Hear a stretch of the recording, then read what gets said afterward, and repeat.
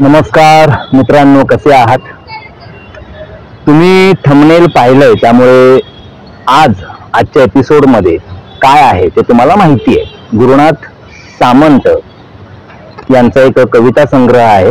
यांचे 2 कविता संग्रह आहेत, गुरुचरित्र आणि प्लीज.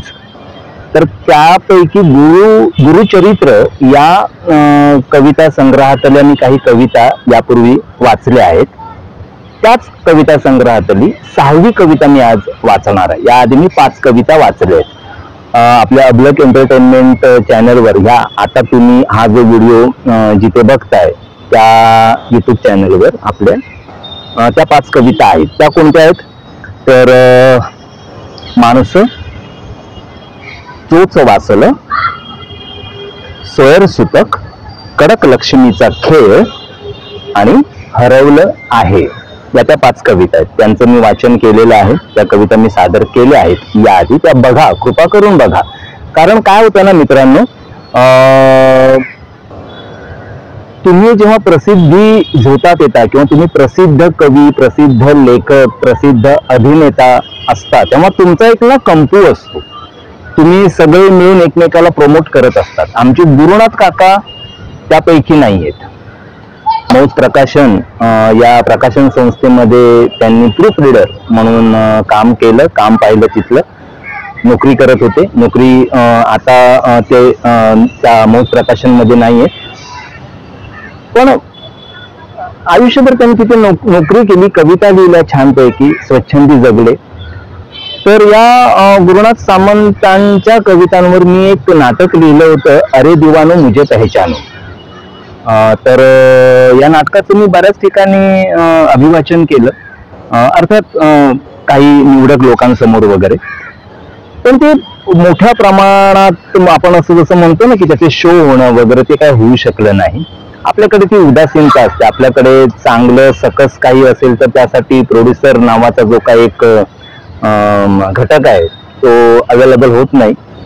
त्यांना असं खुसखुशीत लोकांचं मनोरंजन करणार. बरं, त्या मनोरंजनाच्या व्याख्या पण फार वेगळ्या आहेत.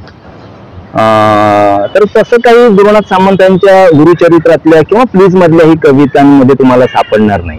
म्हणजे आता एखादा माणूस जर नामदेव ढसाळ या माझ्या आवडत्या कवीच्या कवितांमधून मनोरंजन शोधायला गेला, त्याला ते जे काही उथळ मनोरंजन हवं, तर ते मनोरंजन तिथे नाही सापडणार ना. तसंच गुरुनाथ सामंतांच्या कवितांमधून तुम्हाला अपेक्षित असलेलं उथळ मनोरंजन नाही सापडणार, पण त्या कविता भिडतात. त्या 5 कविता तुम्ही ऐका. मी ज्या आधी आता जी नावं घेतली ते आपल्या यूट्यूब चॅनलवर, या यूट्यूब चॅनलवर अबलक एंटरटेनमेंटवर मी वाचल्या आहेत. तर त्या कशा वाचतायत बघा, कमेंट बॉक्समध्ये कळवा मला. आणि आज 6वी कविता, मी त्यांच्या 5 कविता सलग वाचल्या होत्या आणि मग एकत्र 5 कवितांचा पण एक व्हिडिओ आहे, तो हवं तर बघा, अन्यथा एक स्वतंत्र बघा. आज मी 6वी कविता वाचणार आहे. आता मी सलग त्यांच्या 5 कविता आणखी वाचणार आहे. कारण काय होतं ना मित्रांनो की असे कवी जे आहेत ना ते कुठल्या कंपू मध्ये राहत नाही, त्यामुळे त्यांना प्रमोट केलं जात नाही इतर कवींकडून. तर मला ती माझी नैतिक जबाबदारी वाटली की माझा आवडता कवी, माझं स्वतःचं हे प्लॅटफॉर्म मी निर्माण केलंय, अबलक एंटरटेनमेंट. तर मला माझं आवडतं जे काय ते इथे सांगता आलं पाहिजे. मोस्ट ऑफ माझ्या या अबलक एंटरटेनमेंट वरती मी लिहिलेलंच असतं साहित्य. म्हणजे माझ्या कविता, माझी कादंबरी एक वरवंटा झाली, आता मी 63 वाचतोय. पण मी काही सेगमेंट चालू केले की माझ्या आवडत्या कवींच्या कविता मी वाचत असतो, माझ्या आवडत्या सिनेमांबद्दल मी बोलत असतो, माझ्या आवडत्या पुस्तकांबद्दल मी एका सेगमेंटमध्ये बोलत असतो. हे सगळं खूप असं मस्त सगळं व्हरायटी आपल्या अबलक एंटरटेनमेंटवर. तर ते तुम्ही जरूर बघा. आता 300च्या वर जवळजवळ 350 व्हिडिओ व्हायला आलेत आपल्या चॅनलचे, तर ते तुम्ही बघा. तर आज मी गुरुनाथ सामंत यांची सोमवार, मंगळवार, बुधवार, गुरुवार असं शीर्षक असलेली कविता वाचणार आहे. आणि बघा तुम्हाला कशी वाटते, कमेंट बॉक्स मध्ये कळवा, शेअर करा, लाईक करा. आधीच सांगून ठेवतो कारण वाचल्या लगेच लोक पळ करतात, स्किप करतात, दुसरीकडे जातात, दुसरं काहीतरी बघायला सुरुवात करतात. तर कविता अशी, कवितेचं शीर्षक आहे सोमवार, मंगळवार, बुधवार, गुरुवार. सोमवार, मंगळवार, बुधवार, गुरुवार, प्रत्येक वार देवाचा, असं लहानपणापासून सांगण्यात आलं. सोमवारी शंकराच्या फोटोला नमस्कार कर, मंगळवारी देवीच्या, बुधवार घरातली दर्शनी विष्णूची तस्वीर अडवून बसलेली. देवांची निगेटिव्ह कशी असेल? कदाचित आपल्यासारखीच. देवांचा एक्सरे काढला तर आपला कॅन्सर बरा होईल. देवांनाच सगळे वार वाटून दिले तर आपल्या हाती काय राहिलं?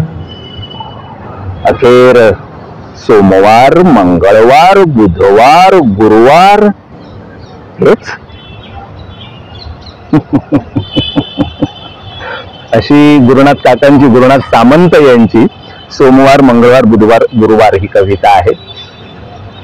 मला ह्या कविता परफॉर्म करायच्या आहेत स्टेजवर. बघू कधी योग जुळून येतो. माझं स्क्रिप्ट रेडी आहे गुरुनाथ सामंतांच्या कवितांवर. त्यांनी ऐकलेलं आहे, त्यांनी अगदी ग्रीन सिग्नल दिलाय. प्लीज नावाचा कविता संग्रह त्यांचा मला सापडत नाही. त्या प्लीज नावाच्या कविता संग्रहात त्यांनी माझ्या नावाचा उल्लेख केलाय प्रस्तावनेमध्ये.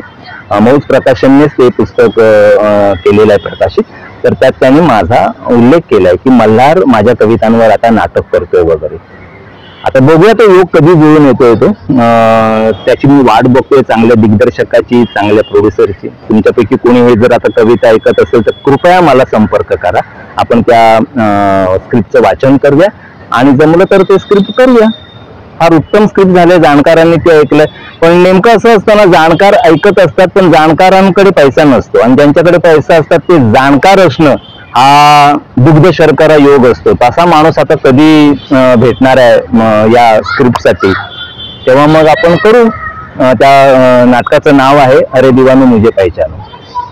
त्यांच्या काकांच्या कवितेमधलीच ती एक ओळ घेऊन ते नाटक केलंय. आम्ही बरेच प्रयत्न केले, म्हणजे मी माझे दिग्दर्शक काही मित्र बरोबर घेऊन गेलो, काही काम सुरू केलं, पण त्यांची समज तोकडी पडत होती किंवा असं काहीतरी सगळे गोंधळ होत होतं. मग मी ते थांबवत राहिलो.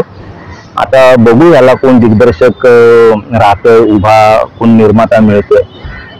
पण मग हे नाटक मी करणार. म्हणजे माझी प्रचंड इच्छा आहे की अरे दिवानो मुझे पहचानो हे गुरुनाथ सामंत यांच्या कवितांवर आधारित मी लिहिलेलं नाटक रंगमंचावर यावं. एनिवे, असं मी कवितेच्या माध्यमातून काकांच्या, गुरुनाथ सामंतांच्या मी बोलत राहीन तुमच्याशी. हा एपिसोड कसा वाटला मला कळवा. ही कविता पुन्हा एकदा ऐका. काय होतं ना, फक्त कविता वाचली आणि मी निघून गेलो, व्हिडिओ कट केला, त्यात मजा नाही. थोडंसं गुरुनाथ काकांबद्दल मला बोलायचं असतं. गुरुनाथ काकांनी खूप एकाकी जीवन जगलेले आहेत. ते सगळं मी त्या नाटकामध्ये उभं केलेलं आहे. त्यामुळे ते आवडेल, नक्कीच आवडेल लोकांना. खूप डीप थॉट आहे गुरुनाथ सामंतांच्या कवितांमधून. असो, आपण नेक्स्ट कवितेच्या निमित्ताने पुन्हा भेटूया गुरुनाथ सामंतांच्या. मी आता सलग 5 कविता त्यांच्या वाचणार आहे. आणि चला, टाटा, बाय बाय, सायोनारा.